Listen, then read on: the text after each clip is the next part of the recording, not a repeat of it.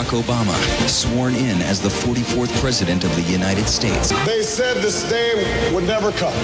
They voted for Democrats to take our country in a new direction. Change has come to America.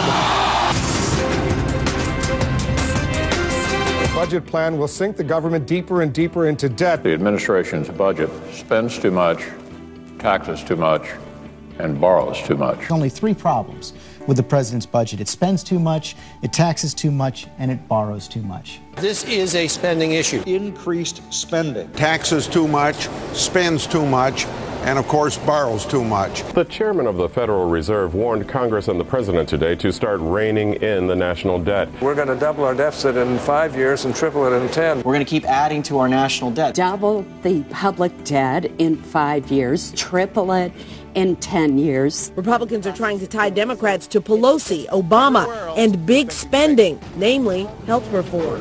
When we already have a debt we can't afford, and then we've got this issue of whether the federal government should take over your health care and drive up your premiums. Premiums are going to go up. Both the House bill and the Senate bill will raise premiums. Premiums are increasing. The independent voice of Massachusetts has spoken. For millions of Americans, premiums will go up. That's just not the case. The future of your health care. You can't see it, but it's happening behind closed doors. The Louisiana Purchase, the Cornhusker kickback, carve-outs for Vermont, Massachusetts, Hawaii. Mr. President, the American people care about what we did and how we did it. It's time to start over. Start all over. We need to slow down and start working together, step by step. Step by step. Go step by step. There's a lot of regulation coming. Is too big to fail going to end?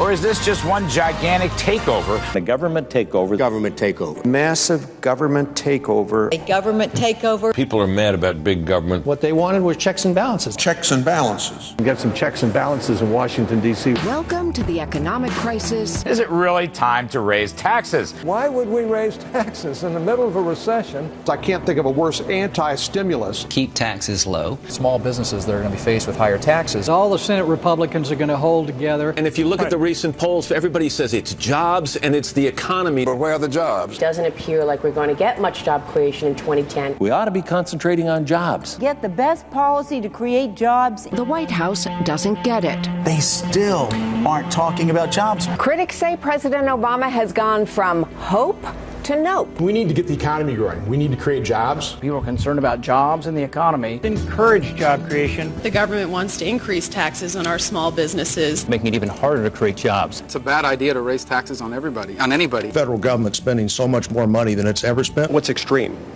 is a $14 trillion debt. The debt that we're piling on. Deficits and debt. We are plunging into debt and spending money that we don't have. Doubling the debt in 5 years. And triple it in 10. Every American born today owes $43,000 to the federal government. The health care policy developed by Obama and Pelosi are disastrous. Increasing costs, not decreasing costs.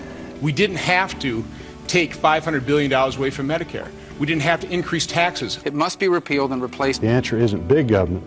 The answer is the people of America. I mean, all year long, the Democrats are telling people, get out the vote. And yesterday, people told the Democrats, we voted, now get out. So